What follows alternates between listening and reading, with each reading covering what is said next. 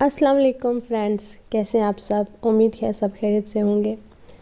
میں کچھ personal issues اور کچھ حادثات کی وجہ سے ویڈیو نہیں بنا سکی، کافی ٹائم ہو گیا مجھے۔ دراصل میرے والد صاحب کی ڈیتھ ہو گئی تھی اور ان کے 1.5 ماہ کے بعد میری ساسو ماں کے اور میرے ڈیڈی کے 2 ماہ کے بعد میرے دادا ابو کی بھی ڈیتھ ہو گئی تھی۔ وہ اپنے بیٹے کے جانے کا صدمہ برداشت نہیں کر سکے، تو اس طرح 2-2.5 مہینوں میں ہم نے 3 بہت ہی قریبی رشتے کھو دیے ہیں۔ اللہ تعالیٰ ان کے درجات بلند کرے، جنت میں اعلیٰ مقام عطا کرے اور ہمیں صبر دے، اور تاکہ ہم اپنی ذمہ داریاں اور اپنی باقی کی زندگی ان کی یادوں کے سہارے جی سکیں۔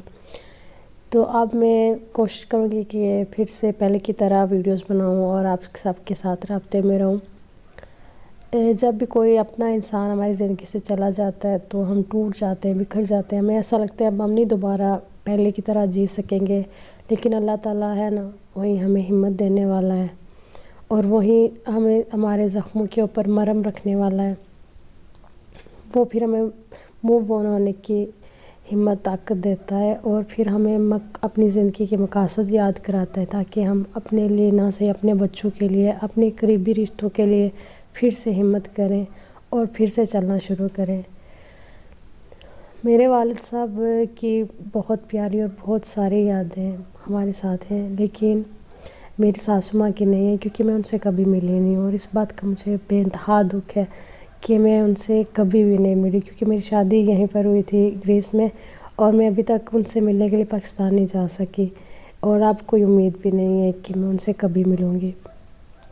میرے بچوں نے بھی اپنی دادی سے صرف ویڈیو کالز پر بات کی ہے، پر ان سے ملے نہیں ہیں، تو یہ ایک دکھ ایسا ہے کہ جو ہمارے ساتھ ہی رہے گا کہ میں اپنی ساسو ماں سے کبھی نہیں مل سکی۔ اللہ تعالیٰ ان کے درجات بلند کرے، بہت ہی اچھی خاتون تھی، بہت ہی اچھی۔ میں نے جتنا ان کے بارے میں سنا اور جتنا ان کو دیکھا یا ان کے جب بھی ہماری بات ہوتی تھی، بہت ہی اچھی خاتون تھی۔ ایسی ساس اللہ تعالیٰ سب کو دے، بہت ہی اچھی تھی۔ اگر میرے ہسبینڈ کے ساتھ لڑائی ہوتی تو میں کہتی امی انہوں نے مجھے یہ بولا، یہ کہا، تو وہ میرے ہسبینڈ کو کئی بار ڈانٹتے تھے۔ میرے ہسبینڈ کہتے تھے میں آپ کا بیٹا ہوں، یہ آپ کی بیٹی ہے، تو وہ کہتے تھے یہ بھی میری بیٹی ہے۔ تو بیٹیوں والا سلوک تھا ان کا اپنی بہوؤں کے ساتھ، یعنی صرف میرے ساتھ، سب کے ساتھ جو ان کے ساتھ رہتی تھی ان کے ساتھ بھی۔ اللہ تعالیٰ انہیں ان ساری نیکیوں کا، ان ساری اچھی باتوں کا اللہ تعالیٰ ان کو بہت سارا اجر دے، اور اللہ تعالیٰ ان کی اگلی منزلیں جو ہے آسان کرے، ان کو جنت میں اعلیٰ مقام عطا کرے، آمین ثم آمین۔ ان سارے جو ہمارے قریبی لوگ ہیں، ان کے جانے کے بعد ایک بات تو سمجھ میں آ گئی ہے کہ اس دنیا میں جو بھی ہم کرتے ہیں، جو بھی وہ یہیں پہ رہ جاتا ہے، صرف ہمارے اعمال ہم ساتھ لے کے جاتے ہیں۔ یہ بات ہمیں پتہ تو پہلے بھی ہوتی ہے، لیکن جب کوئی اپنا جاتا ہے نا تو ہمیں جھنجھوڑ کے جاتا ہے، موت کے قریب کرتا ہے، اور ہمیں احساس دلاتا ہے کہ یہ دنیا فانی ہے، آج نہیں تو کل ہم سب نے یہاں سے جانا ہے، اور نہ ہم اپنی کاریں، کوٹھیاں، پیسہ، بینک بیلنس کچھ بھی اپنے ساتھ نہیں لے کے جا رہے، بلکہ صرف اور صرف اپنے اعمال جو ہے نا وہ ساتھ لے کے جائیں گے۔ تو اس لیے ہمیں سوچنا چاہیے کہ ہمارے اعمال کیسے ہیں۔